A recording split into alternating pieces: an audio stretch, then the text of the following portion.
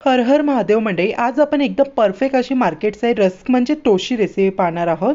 मी मित्रांनो तुमच्यावर अगदी हायजेनिक रेसिपी शेअर केलेली आहे। अगदी तुमच्या घरामध्ये 1 कप रवा असेल ना, तुमच्यासाठी ही रेसिपी आहे। तसे मित्रांनो हे बघा, अतिशय परफेक्ट एकदम कुरकुरीत टोस्ट आपले घरच्या घरी कढईमध्ये तयार केलेले आहे। त्याचप्रमाणे चवीला म्हणा तर एकदम फर्स्ट क्लास। आता मित्रांनो मार्केटमध्ये बेकरीचे टोस्ट घेण्याची गरज नाही, एकदम हेल्दी आणि पौष्टिक टोस्ट तुम्ही घरच्या घरी बनवू शकता।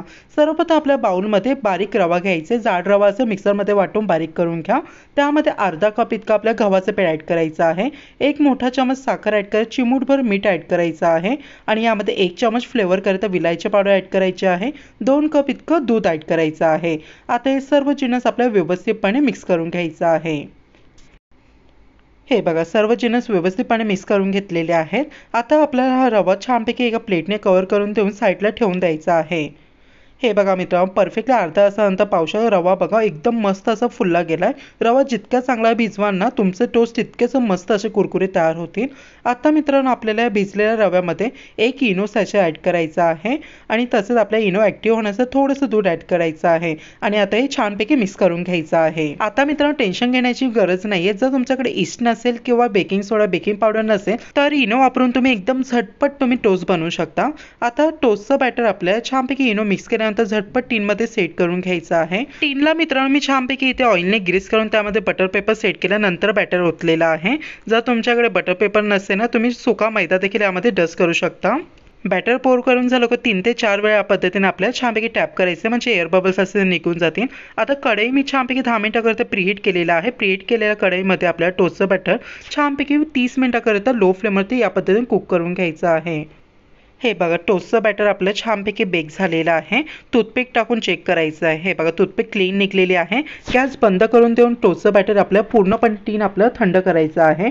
टीन थंड झाल्यानंतरच आपल्याला कडा मोकळ्या करायच्या आहे। हे बघा, एकदम व्यवस्थितपणे टीनमधून आपलं टोस्टचं बॅटर निघालेलं आहे। हे बघा, किती स्पॉन्ज आपला तयार झालेला, जाळी बघा कसली सुंदर पडलेली आहे। स्पॉन्जला आलेल्या जाळीवरून तुमच्या लक्षात येत असेल टोस्ट आपले एकदम जाळीदार तयार झालेले आहेत। टोस्ट आता छानपैकी मी तुम्हाला सेम साईजमध्ये कट करून दाखवणार आहे। हे बघा, स्पॉन्जमधली जाळी बघा एकदम जाळीदार। आता आपल्या टोस्ट छानपैकी या पद्धतीने आपल्याला छान कट करून घ्यायचे आहे। टोस्टची जाळी बघा कसली सुंदर पडलेली आहे। तसे मित्रांनो टोस्टचं साईज हे तुम्ही तुमच्या आवडीनुसार छोटं किंवा मोठं कट करू शकता। मी व्हिडिओमध्ये थोडेसे जाडसर टोस्ट कट केलेले आहे, पण शक्यतो आपल्याला जमेल तितके पातळ टोस्ट इथे कट करायचे आहेत। पातळ टोस्ट कट केल्यामुळे मित्रांनो आपले टोस्ट लवकरच छानपैकी बेक होतात।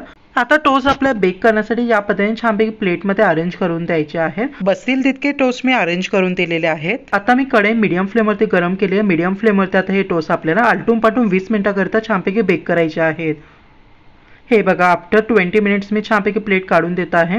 हे बघा, टोस्ट किती सुंदर प्रकारे गोल्डन ब्राऊन झालेले आहेत। त्यापेक्षा डार्क देखील तुम्ही टोस्ट करू शकता। सो मित्रांनो, मी तुम्हाला कढईमध्ये टोस्ट करून दाखवलेले आहे। आता कलर येण्याकरिता मी मीडियम फ्लेम गॅसची ठेवलेली आहे। चटका लागत आहे तरी मी तुम्हाला पलटी करून दाखवत आहे।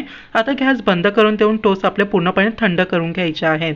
हे बघा, कसले भारी टोस्ट तयार झालेले आहेत, एकदम परफेक्ट मार्केट स्टाईल। तसंच हे बघा, तुम्हाला टोस्ट वाजून देखील दाखवतोय, एकदम क्रिस्पी बनलेले आहेत आणि चवीला एकदम फर्स्ट क्लास। चाय बरोबर मित्रांनो तुम्ही हे टोस्ट एन्जॉय करू शकता। तसेच तुम्ही 1 महिन्यापर्यंत हवाबंद डब्यामध्ये हे टोस्ट स्टोर करू शकता।